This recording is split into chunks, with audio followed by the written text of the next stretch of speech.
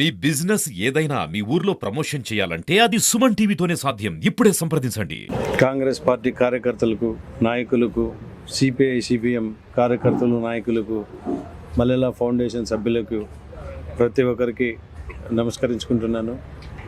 ఈరోజు ఆమ్ ఆద్మీ పార్టీ కాంగ్రెస్ పార్టీతో కలిసి ఉన్న అన్ని పార్టీ సభ్యులకు కూడా నమస్కారాలు తెలియజేస్తూ, నేను ముఖ్యంగా ఈరోజు ఏం తెలియజేసుకున్నామంటే, షర్మిలమ్మ గారు ఏపీ న్యాయ యాత్ర స్టార్ట్ చేయడం జరిగింది. ఆ యాత్ర మదనపల్లికి రాబోతున్నారు.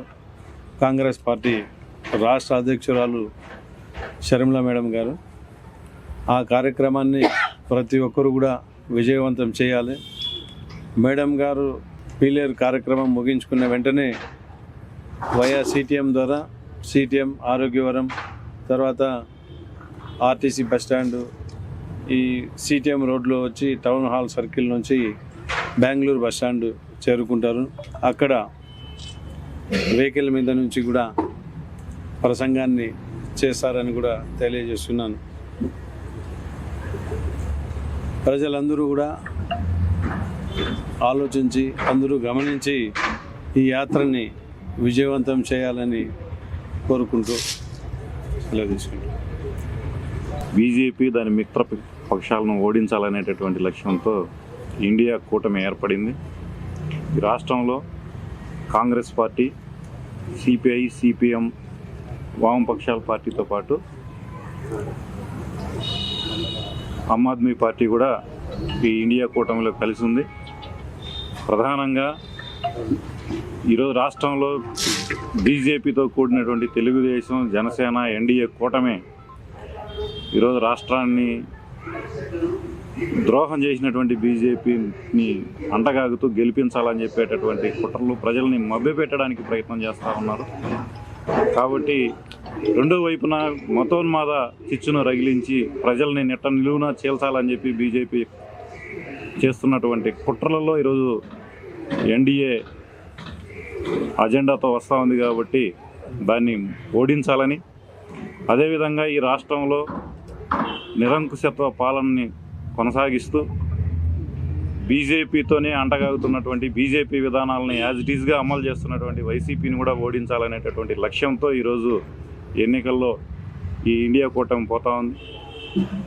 దీన్ని ప్రజలందరూ కూడా ఆదరించాలని, దాంట్లో భాగంగా ఈ మదనపల్లి నియోజకవర్గంలో ఇండియా కూటమి తరఫున కాంగ్రెస్ పార్టీ అభ్యర్థిగా మల్లెల ఫౌండేషన్ అధ్యక్షులైనటువంటి మల్లెల పవన్ కుమార్ రెడ్డి గారిని ప్రకటించడం జరిగింది. ఆయన్ని గెలిపించాలనేటటువంటి లక్ష్యం షర్మిల గారి పాదయాత్ర జరుగుతూ ఉంది. దీంట్లో కాంగ్రెస్ పార్టీ శ్రేణులతో పాటు వామపక్ష పార్టీలు, అదేవిధంగా శ్రేయోభిలాషులు, అభివృద్ధి కోరుకునే వాళ్ళందరూ కూడా భాగస్వాములు కావాలని చెప్పి సిపిఎం అన్నమయ్య జిల్లా కమిటీ తరఫున విజ్ఞప్తి చేస్తూ ఉన్నాం. ముఖ్యంగా ఈ రెండు పార్టీలని, ముఖ్యంగా ఎన్డీఏ కూటమిని, అదేవిధంగా వైసీపీని ఓడించాలని, ఈరోజు మదనపల్లి అభివృద్ధి కోసం మదనపల్లిలో వ్యక్తిగతంగా కూడా అనేక సేవా కార్యక్రమాలు చేసి మదనపల్లి ప్రజలకు అందుబాటులో ఉన్నటువంటి పవన్ కుమార్ రెడ్డిని గెలిపించుకోవడం ద్వారా ఈరోజు మదనపల్లి సమగ్రంగా అభివృద్ధి చేసుకోవడం కోసం అవకాశం ఉంటుంది.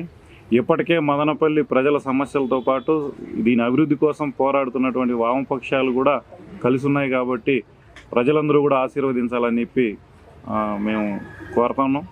ఈరోజు రాష్ట్రానికి హోదా ఇవ్వకుండా ద్రోహం చేసింది. దాంట్లో భాగంగానే ప్రాజెక్టులకి లేకపోతే ప్యాకేజీలు కానీ ఇవ్వకుండా బీజేపీ చేసినటువంటి ద్రోహం కారణంగా ఈరోజు హంద్రీనివా పూర్తిగా లేదు, మనకి పరిశ్రమలు ఏంది వచ్చే పరిస్థితి లేదు. దీని మీద ఒక్క మాట కూడా తెలుగుదేశం కానీ వైసీపీ కానీ మాట్లాడినటువంటి పరిస్థితి లేదు. వీళ్ళిద్దరూ కేసుల భయంతో బీజేపీతో లొంగిపోయినటువంటి పరిస్థితి ఉంది.